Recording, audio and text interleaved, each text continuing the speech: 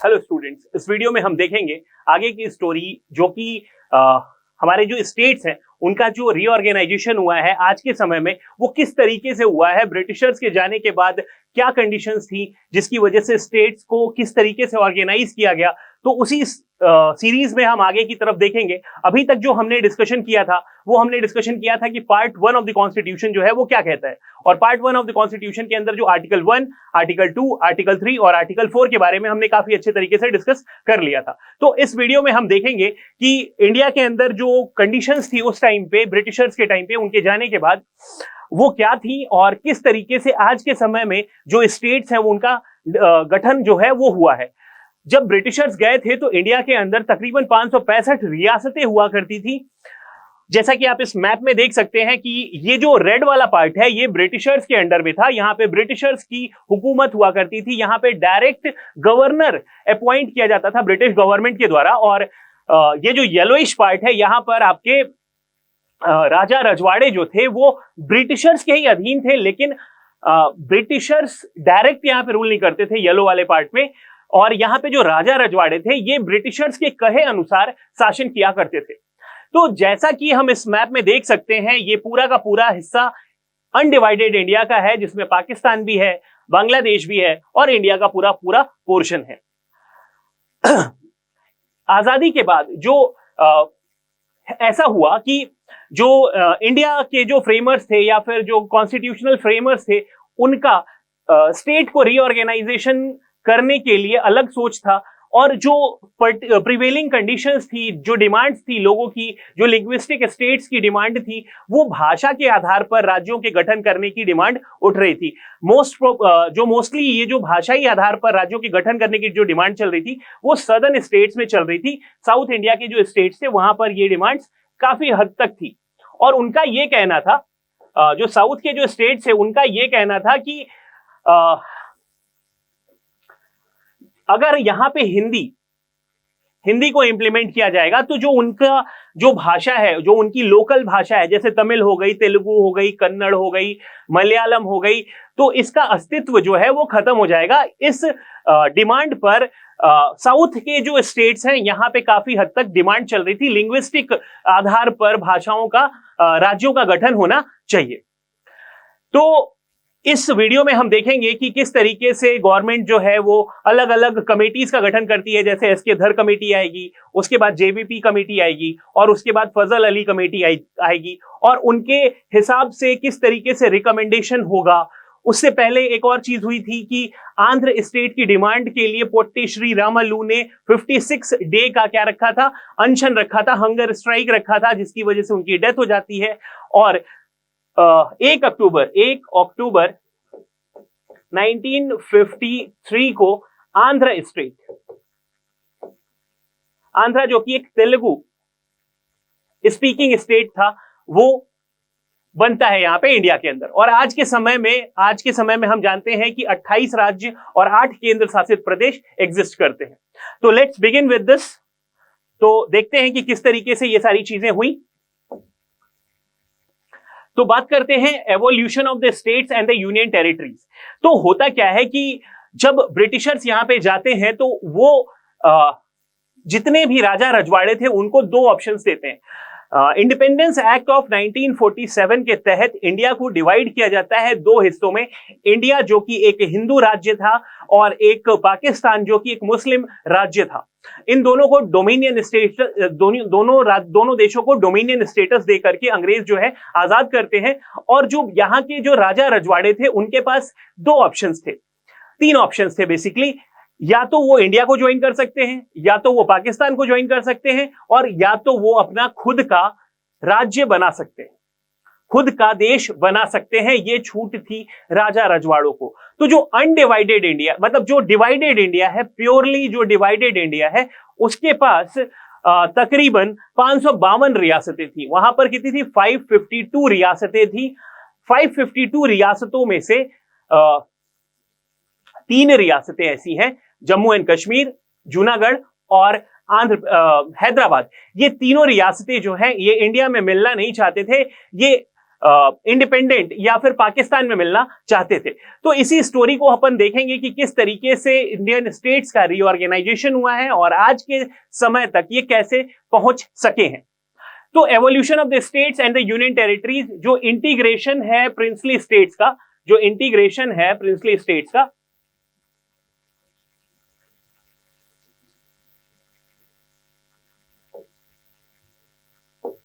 जो इंटीग्रेशन है princely states का, उसको बात करते हैं। तो at the time of the independence India जो है वो कंप्राइज करता था पॉलिटिकल यूनिट्स, जो कि एक ब्रिटिश प्रोविंस, जो कि हमने मैप में देखा था कि जो रेड वाला पोर्शन था इंडिया का वो ब्रिटिश प्रोविंसेस के अंदर है और उसको ब्रिटिशर्स के द्वारा डायरेक्टली कंट्रोल किया जाता था अपने गवर्नर के हिसाब से या गवर्नर के द्वारा, और फिर ये direct under the rule of British government. फिर उसके बाद जो दूसरा यूनिट था वो आपका क्या है, प्रिंसली स्टेट्स। जो प्रिंसली स्टेट्स थे ये पैरामाउंसीज थी, कहने का मतलब राजा रजवाड़ों के अधीन थे। यहां पे रूल तो राजा रजवाड़ों का था, लेकिन वो बेसिकली ब्रिटिशर्स के कहे अनुसार ही शासन किया करते थे। और फिर उसके बाद जो इंडियन इंडिपेंडेंस एक्ट आया 1947 के तहत, यहां पर यह बताया गया कि इंडिया जो है उसका विभाजन होगा, इंडिया और पाकिस्तान के अंदर दो डोमिनियन स्टेट्स आएंगे। तो जैसा कि हम लोगों ने डिस्कशन किया था कि 565 रियासतें थी इंडिया और पाकिस्तान मिला करके, लेकिन जो प्योरली इंडिया था वहां पर 552 रियासतें थी, जिसके अंदर 552 में से 3 रियासतें ऐसी थी जो कि भारत में मिलना नहीं चाहती थी और 549 प्रोविंसेस जो थे ये भारत को ज्वाइन कर चुके थे। जो नहीं ज्वाइन करना चाहते थे वो कश्मीर, जो कि राजा हरि सिंह के अंडर में था, हैदराबाद जो कि निजाम के अंडर में था, और जो जूनागढ़ है ये भी राजा के अंडर में था, जो कि पाकिस्तान चला जाता है जूनागढ़ को छोड़ करके। तो बेसिकली यहां पर इन तीनों का विलय जो है वो किस तरीके से होता है, हैदराबाद का जो विलय है वो कराया जाता है by the means of police action. यहां पर सरदार पटेल जो है पुलिस एक्शन करवाते हैं और हैदराबाद को भारत में मिला लिया जाता है। जूनागढ़ का जो विलय होता है इसका विलय जो है भारत में रेफरेंडम के तहत कराया जाता है।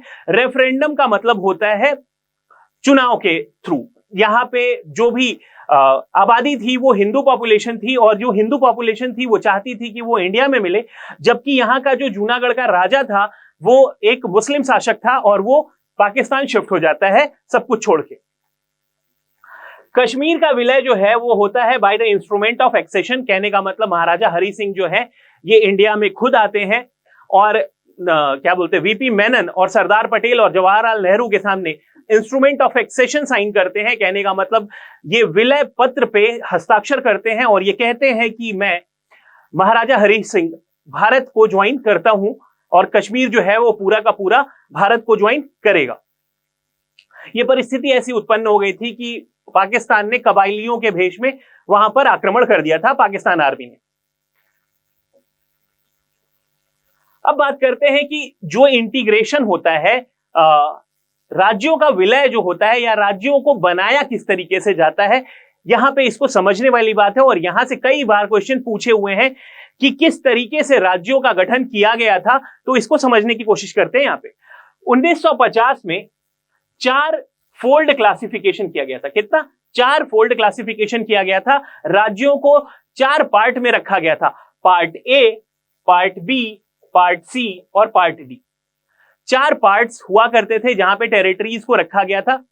पार्ट ए के अंदर वो सारे के सारे राज्य थे जो ब्रिटिशर्स के अंडर में थे और गवर्नर के द्वारा शासन किया जाता था, जहां पे मतलब वो राज्य जो डायरेक्टली ब्रिटिशर्स के अधीन थे उनको रखा गया था आपके पार्ट ए में। पार्ट बी स्टेट्स जो है इनमें राजा रजवाड़ों के द्वारा शासन किया जाता था। यहां पे राजा रजवाड़े हुआ करते थे, प्रिंसली स्टेट्स थे। अच्छा, इनकी भी संख्या कितनी है? ब्रिटिशर्स वालों की 9 और राजा रजवाड़ों वाले की भी कितनी है? 9। 9 और 9 कितना हुआ? 18। पार्ट सी स्टेट्स जो थे ये कंसिस्ट करते थे chief commissioners provinces. Chief commissioners province मतलब एक तरीके से आप समझ सकते हैं जो ब्रिटिशर्स के अधीन जो यूनियन टेरिटरीज थे वो, and some of the erstwhile princely states. और कहने का मतलब जो छोटे छोटे राजा रजवाड़े थे ना, उनको भी रखा गया था आपके पार्ट सी में। और इनका जो संख्या था वो कितना था? 10। तो कहने का मतलब पहले पार्ट ए में कौन आ गए, वो सारे राज्य जो ब्रिटिशर्स के अधीन में थे, जिनको ब्रिटिशर्स के द्वारा गवर्नर की मदद से क्या किया जाता था, कंट्रोल किया जाता था। पार्ट बी में वो राज्य होंगे जो कि राजा रजवाड़ों के अधीन थे और इनकी भी संख्या कितनी, 9। फिर उसके बाद पार्ट सी के अंदर वो सारे राज्य जो छोटे छोटे राजा महाराजाओं के अधीन थे वो आपके पार्ट सी में आए और यूनियन टेरिटरीज के तौर पे सोलिटरी रखा गया आपका अंडमान एंड निकोबार को, किसमें, पार्ट डी में। तो part A, part B, part C और पार्ट डी राज्यों का गठन किया गया था। इस तरीके से किया गया था 1950 के अंदर, 4 फोल्ड। यहां पे आप देख सकते हैं कि 1950 में किस तरीके से राज्यों को रखा गया था। पार्ट ए के अंदर आता है आपका असम, बिहार, बॉम्बे, मध्य प्रदेश, मद्रास, उड़ीसा, पंजाब, यूनाइटेड प्रोविंसेस जो कि आपका उत्तर प्रदेश है, उसके बाद पश्चिम बंगाल। तो ये 9 राज्य थे, ये ब्रिटिशर्स के द्वारा डायरेक्टली कंट्रोल किए जाते थे। Assam, Bihar, Bombay, Madhya Pradesh, Madras, Orissa, Punjab, United Provinces and Paschim Bengal.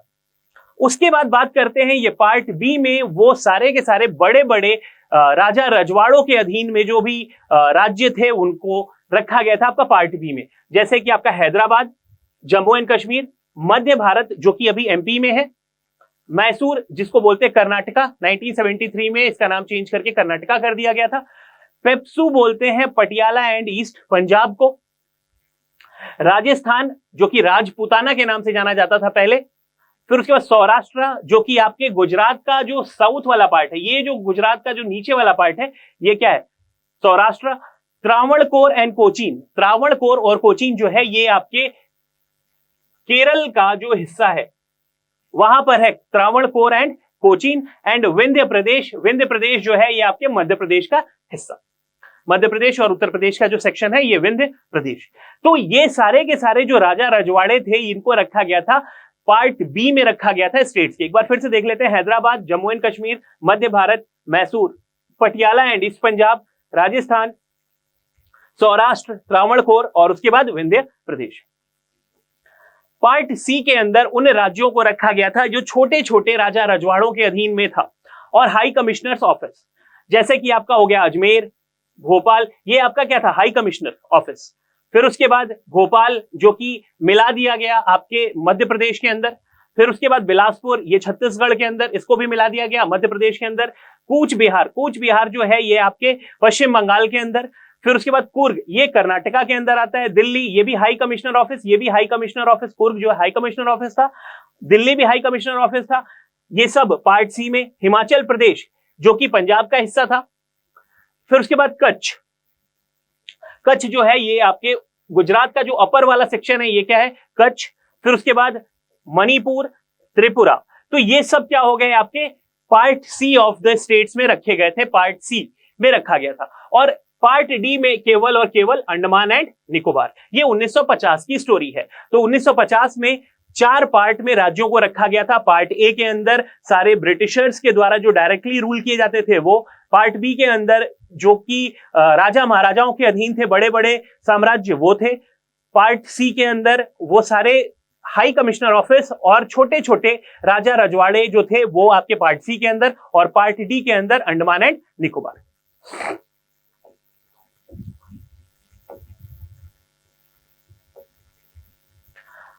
अब देखिए, जैसा कि ये बना तो दिया गया था लेकिन बहुत ज्यादा डिमांड चल रही थी साउथ के अंदर कि हमारे जो साउथ के राज्य हैं वहां पे भाषा के आधार पर ही राज्यों का गठन होना चाहिए। तो इस एजिटेशन को देखते हुए, इस समस्या को देखते हुए, जो उस समय की जो सरकार थी 1948 में, उन्होंने एक कमेटी का गठन किया था जिसका नाम है एसके धर कमेटी। एसके धर जो है इस कमेटी के अध्यक्ष थे, और प्रिंसली स्टेट का विलय किस तरीके से किया जाएगा इसको एसके धर कमेटी के अंदर रखा गया था। There has been a demand for the different reasons, particularly south India. South India के अंदर भाषा के आधार पर राज्यों के गठन करने की डिमांड काफी तीव्र थी, काफी उग्र थी, इसीलिए इस एसके धर कमेटी का गठन करवाया गया था सरकार के द्वारा। और इसका गठन कब हुआ है? जून 1948 में। कब हुआ है? जून 1948 में। और एसके धर कमेटी ने अपने रिपोर्ट को दे दिया था दिसंबर 1948 में। अपने रिपोर्ट को कब दिया? दिसंबर 1948 में। और इसको बनाया कब गया था? जून 1948 पे। और इनको यह बोला गया था कि आप चेक करके बताइए कि भाषा के आधार पर अगर राज्यों का गठन कराते हैं तो दिक्कत क्या है। तो इसी चीज को चेक करके इन्होंने ये रिकमेंड किया कि reorganisation of state on the basis of administrative convenience rather than linguistic factor.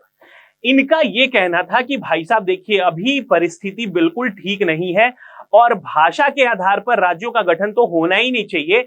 Administrative तरीके से या एडमिनिस्ट्रेशन के बेसिस पे अगर राज्यों का गठन होगा तो वो अच्छा होगा। आज के समय में भारत की जो डाइवर्सिटी है वो बहुत ज्यादा है और अगर भाषा के आधार पर अगर राज्यों का गठन किया जाएगा तो बहुत ज्यादा चांसेस हैं रीजनलिज्म के और बहुत ज्यादा चांसेस हैं डिवीजन होने के।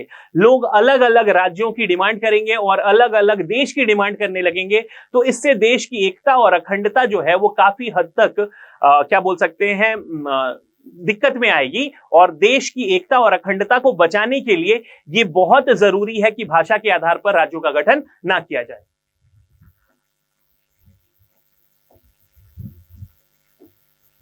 अब जैसे कि धर कमेटी ने तो अपना रिपोर्ट दे दिया, अब सरकार असमंजस में थी क्योंकि डिमांड बहुत ज्यादा थी कि भाई साहब किस तरीके से राज्यों का गठन कराया जाए।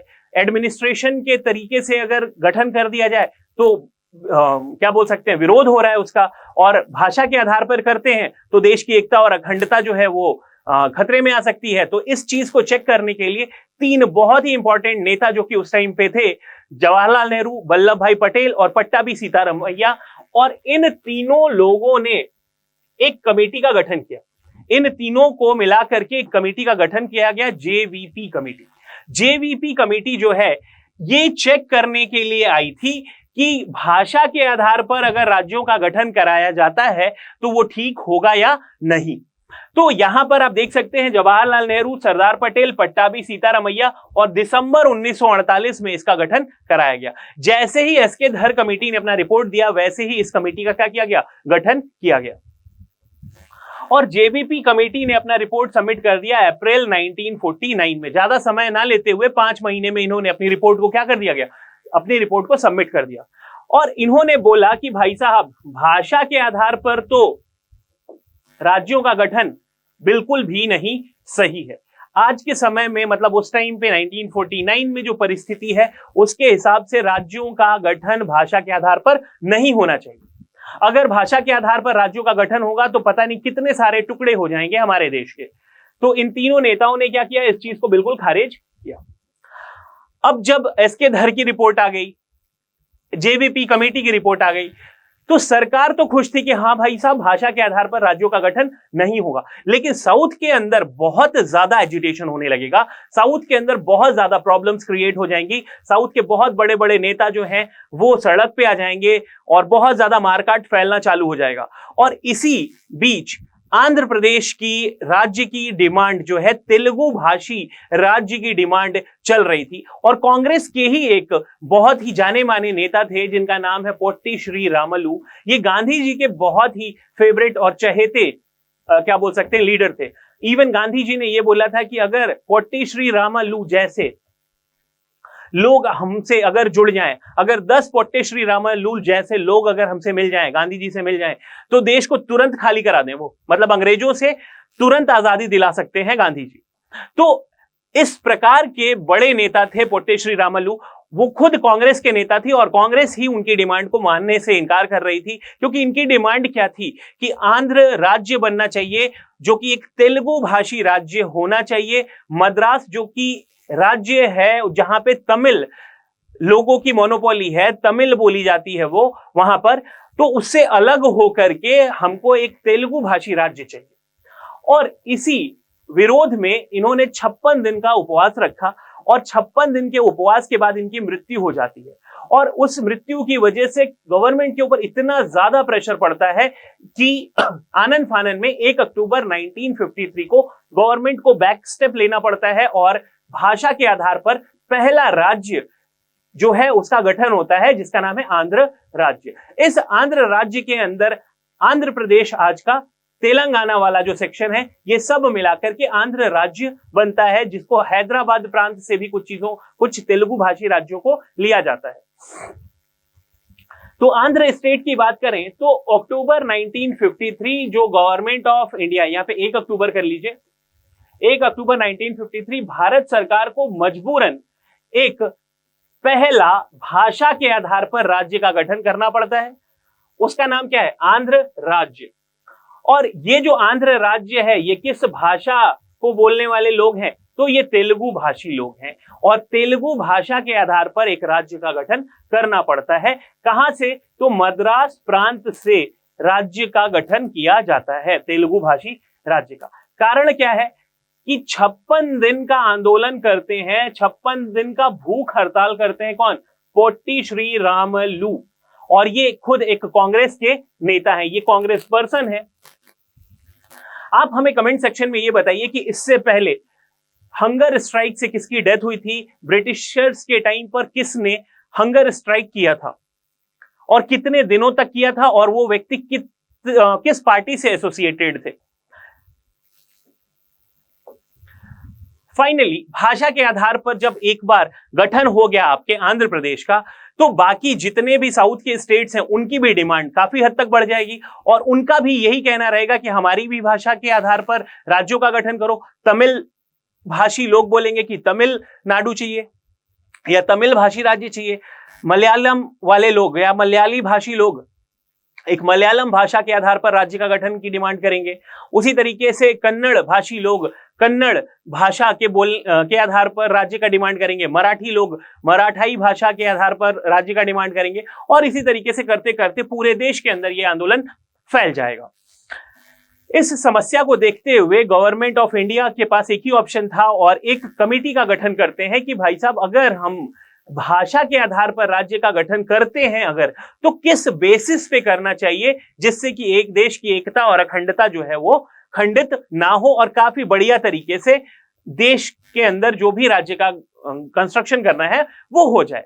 तो यहां पर भारत सरकार ने एक कमेटी का गठन किया under the chairmanship of mister Fazal Ali, और फजल अली के नेतृत्व में एक समिति का गठन किया जाएगा जिसका नाम है फजल अली कमेटी। और फजल अली कमेटी के अंदर टोटल 3 लोग हैं। एक तो हो गए आपके फजल अली, दूसरे हो गए KM पनिकर और HN कुंजरू। और इस कमेटी का गठन किया गया था दिसंबर 1953 में। आपको पता है 1 अक्टूबर 1953 को आंध्र राज्य का गठन हो गया। 1 अक्टूबर 1953 को आंध्र राज्य का गठन हो गया क्योंकि पोट्टे श्री रामलू की डेथ जो है हो गई थी 56 डेज के हंगर स्ट्राइक की वजह से। 15 दिसंबर 1952 को 15 दिसंबर 1952 को पोट्टे श्री रामलू की डेथ हो गई थी। तो सरकार को सोचना पड़ा, समझना पड़ा और 1 अक्टूबर 1953 को फाइनली आंध्र राज्य बन गया। अब दूसरे राज्य भी डिमांड करने लग गए, तो इस डिमांड को देखते हुए एक कमेटी का गठन किया गया जिसके अंदर 3 मेंबर थे। फजल अली उसके हेड थे, HN कुंजरू और उसके बाद KM पनिकर को मिलाकर के एक फजल अली कमेटी का गठन करवाया गया दिसंबर 1953 में। अब ये फजल अली कमेटी जो है थोड़ा सा समय लेती है क्योंकि ये दिसंबर 1953 में इनका गठन हुआ था और ये रिपोर्ट कब दे रहे हैं? 1955 में। तो तकरीबन 1.5 साल के बाद ये अपना रिपोर्ट सबमिट करते हैं और इन्होंने बोला कि ठीक है भाई, भाषा के आधार पर अगर राज्यों का गठन की डिमांड हो रही है तो ठीक है, भाषा के आधार पर राज्यों का गठन कर सकते हैं, कोई दिक्कत नहीं है, लेकिन कुछ शर्तें हैं।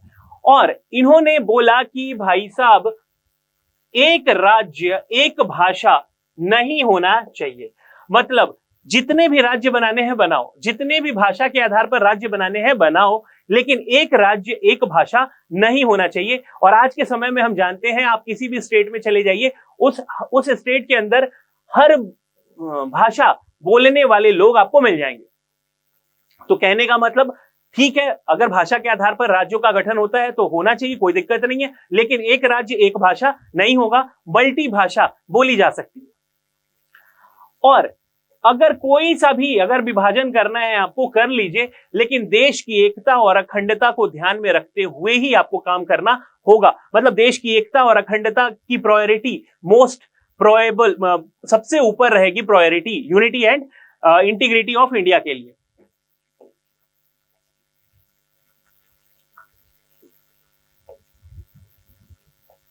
इन्होंने 4 मेजर फैक्टर्स को ध्यान में रखा था।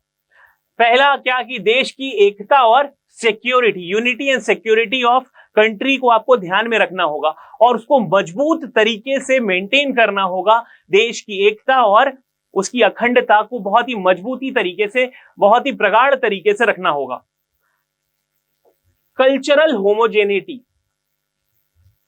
भाषा और कल्चर की जो होमोजेनिटी है वो बनी रहनी चाहिए।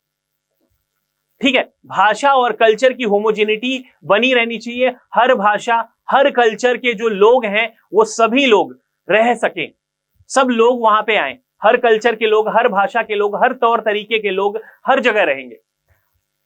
Financial, economic and administrative consideration, किसी भी तरीके से किसी भी राज्य का नुकसान नहीं होना चाहिए, फाइनेंशियल तरीके से, इकोनॉमिक तरीके से और एडमिनिस्ट्रेटिव तरीके से। आपको भाषा के आधार पे राज्य का गठन करना है, करो, कोई दिक्कत नहीं है, लेकिन किसी को भी वित्तीय तरीके से, वाणिज्यिक तरीके से कोई भी दिक्कत नहीं आनी चाहिए।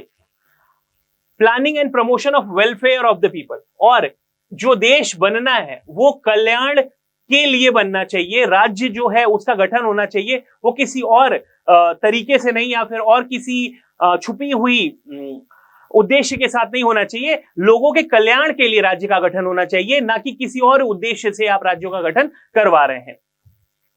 और उससे क्या है, देश की जो वेलनेस है वो मेंटेन होनी चाहिए ओवरऑल। तो ये 4 चीजें थी जिनको आपको ध्यान में रखना चाहिए फजल अली कमेटी के हिसाब से।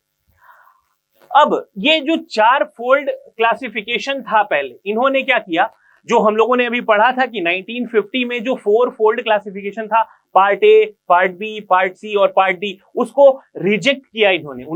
इन्होंने क्या किया, रिजेक्ट किया, बोला कि 4 फोल्ड क्लासिफिकेशन जो है वो नहीं होना चाहिए। और इन्होंने ये बोला कि स्टेट का जो गठन होना चाहिए भाषा के आधार पर, इनके हिसाब से 16 राज्य बनने चाहिए और 3 केंद्र शासित प्रदेश बनने चाहिए। इनका कहना था कि भाई जो 4 फोल्ड हिसाब है, part A states, part B, part C और पार्ट डी, उस तरीके से नहीं होना चाहिए। यहां पर 2 चीजें होनी चाहिए, एक तो राज्य होना चाहिए और एक केंद्र शासित प्रदेश होना चाहिए। राज्य होने चाहिए 16 और केंद्र शासित प्रदेश होने चाहिए 3। मतलब टोटल इन्होंने बोला कि 19 यूनिट्स होने चाहिए। भारत सरकार ने इनके रिकमेंडेशन को एक्सेप्ट किया, बोला कि हाँ ठीक है, 4 फोल्ड वाला जो हिसाब है उसको क्या करो, खत्म करो। और भारत सरकार ने स्टेट रीऑर्गेनाइजेशन एक्ट 1956, इन्होंने अपनी रिपोर्ट दी है सितंबर 1955 में, और ये भारत सरकार का आ जाएगा स्टेट रीऑर्गेनाइजेशन एक्ट 1956। इसको आपको बिल्कुल याद रखना है, स्टेट रीऑर्गेनाइजेशन एक्ट 1956 और 7th अमेंडमेंट एक्ट 1956 के तहत जो पार्ट 7 है उसको हटा दिया जाएगा और 14 राज्य और 6 केंद्र शासित प्रदेश। इनका रिकमेंडेशन क्या था, 16 स्टेट्स और 3 यूटीज। लेकिन भारत सरकार ने कितना बनाया, 14 राज्य और 6 केंद्र शासित प्रदेश, मतलब टोटल 20 यूनिट्स का गठन किया। यहां पे the distinction between part A, part B states was done with and part C states were abolished. तो कुल मिला के part A, part B, part C और पार्ट डी जो थे उसको खत्म करके 2 ही में रख दिया गया, एक पार्ट ए जो कि राज्य होंगे और पार्ट बी जो कि केंद्र शासित प्रदेश होंगे। रिकमेंडेशन फजल अली का क्या था, 16 राज्य और 3 केंद्र शासित प्रदेश। सरकार ने बनाया 14 राज्य और 6 केंद्र शासित प्रदेश। बिल्कुल, और आपको 1 नवंबर 1956 में पता है कि 14 राज्य और 6 केंद्र शासित प्रदेश एग्जिस्टेंस में आ गए। यहां पर हम देख सकते हैं कि किस तरीके से 14 राज्य हैं और ये 6 केंद्र शासित प्रदेश हैं। तो पहला राज्य आंध्र प्रदेश जो कि 1 अक्टूबर 1953 को ही बन गया था आंध्र प्रदेश, तो ये तो रहेगा ही, ये पहला राज्य। दूसरा असम, तीसरा Bihar, Bombay, Jammu and Kashmir, Kerala, Madhya Pradesh, Madras, Mysore, Orissa, Punjab, Rajasthan, Uttar Pradesh and West Bengal. आज के समय में कितने हैं? ये 14 राज्य उस समय थे 1956 में, आज के समय में कितने हैं? 28 राज्य और 8 केंद्र शासित प्रदेश। उस समय कितने थे? 14 राज्य और 6 केंद्र शासित प्रदेश, और आज क्या है? जस्ट डबल हो चुका है, 28 राज्य और 8 केंद्र शासित प्रदेश। तो ये जो 6 केंद्र शासित प्रदेश, अंडमान एंड निकोबार आज भी है यूनियन टेरिटरी, दिल्ली जो है आज भी है यूनियन टेरिटरी, हिमाचल प्रदेश ये अब स्टेट बन चुका है, लक्षद्वीप, मिनिकॉय एंड अमिंडवी आइलैंड्स, इन सब का नाम चेंज करके 1973 में लक्षद्वीप आइलैंड्स कर दिया गया। मणिपुर आज एक स्टेट है, त्रिपुरा आज एक स्टेट है, पहले क्या था? ये केंद्र शासित प्रदेश थे।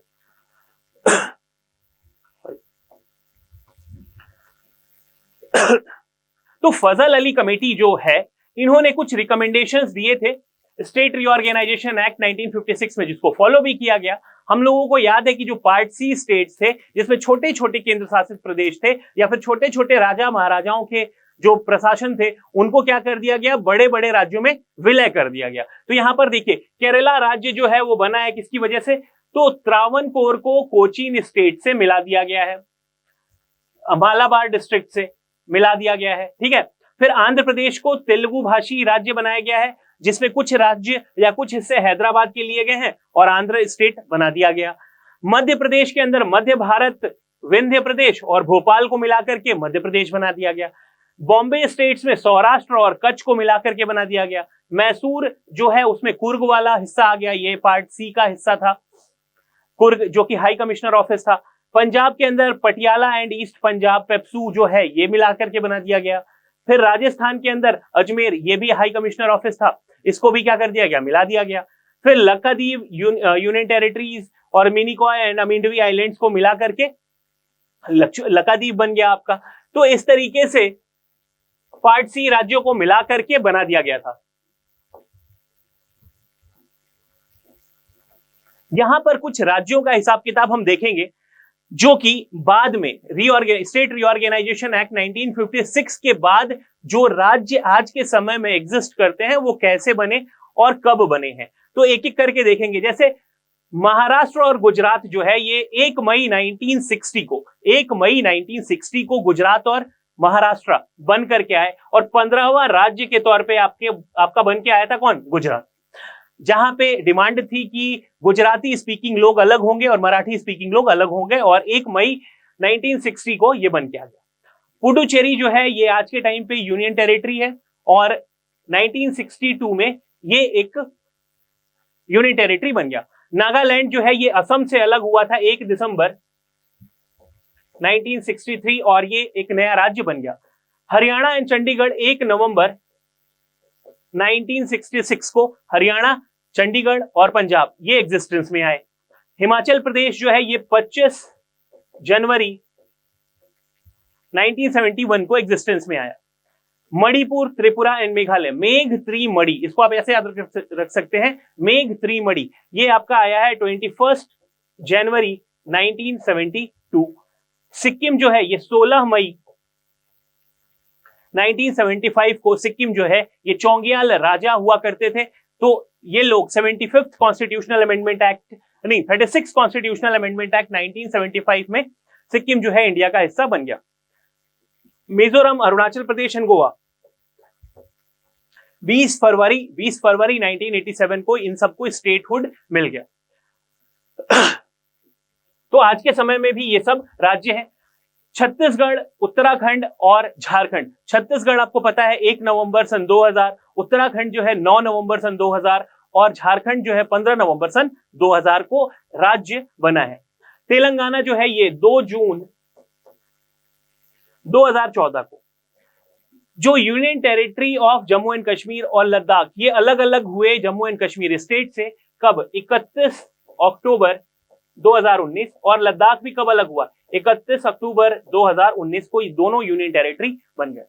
और फिर फाइनली जो लेटेस्ट यूनियन टेरिटरी एग्जिस्टेंस में आया वो आपका आया दादर नागर हवेली एंड दीव दमन। तो बेसिकली इन दोनों को क्या कर दिया गया, मर्ज कर दिया गया। 26 जनवरी 2020 को दादर नागर हवेली एंड दीव दमन को मर्ज कर दिया गया और ये दोनों आज के समय में एक साथ ही हैं।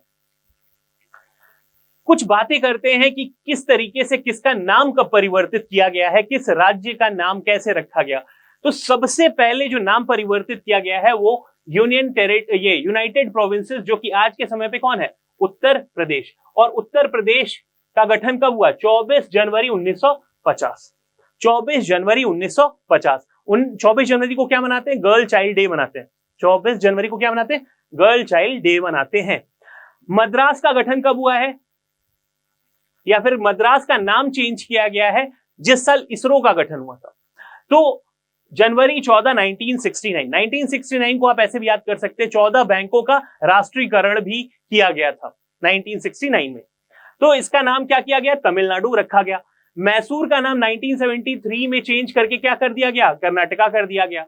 लक्षद्वीप, मिनिकॉय एंड अमीनवी आइलैंड का नाम 1973 में क्या कर दिया गया, लक्षद्वीप। लक्षद्वीप को आप इस तरीके से याद कर सकते हैं, लाख द्वीपों का समूह, लेकिन यहाँ पे लाख द्वीप नहीं है, 36 आइलैंड है मात्र, और 5% ही यहाँ पे इनहेबिटेबल है जहां पे रहा जा सकता है। यूनियन टेरिटरी ऑफ दिल्ली जो है इसका नाम चेंज करके एनसीआर कर दिया गया है 69th constitutional amendment act 1991। Uttaranchal जब 9 नवंबर सन 2000 को राज्य बना था, वो उत्तरांचल बना था, उसका नाम 2006 में चेंज कर दिया गया, क्या, उत्तराखंड, यूके, उत्तराखंड। पौंडीचेरी का नाम 2006 में क्या कर दिया गया, पुडुचेरी। पुडुचेरी एक तमिल भाषी नाम है जिसका मतलब होता है एक आइडियल विलेज, एक बहुत ही अच्छा विलेज, पुडुचेरी। और ओडिशा पहले था, ओडिशा का नाम 2011 में क्या चेंज कर दिया गया, ओडिशा। तो आई होप आपको चीजें समझ में आ रही होंगी। तो यहां पर हमने कंप्लीट किया अपना part 1 of the constitution. Article 1, article 2, article 3, article 4 को हमने अच्छे तरीके से देखा था लास्ट वीडियो में, और इस वीडियो में हम लोगों ने देखा कि किस तरीके से प्रिंसली स्टेट्स को भारत में मिलाया गया और कितनी रियासतें थी, फिर किस तरीके से लिंग्विस्टिक भाषा के आधार पर भारतीय राज्यों का गठन किया गया। हम लोगों ने देखा धर कमेटी, फिर हमने देखा जेवीपी कमेटी, फिर हमने देखा फजल अली कमेटी, और फाइनली जो है रीऑर्गेनाइजेशन एक्ट 1956 के तहत राज्यों का गठन होता है 14 राज्य और 6 केंद्र शासित प्रदेशों के अंदर।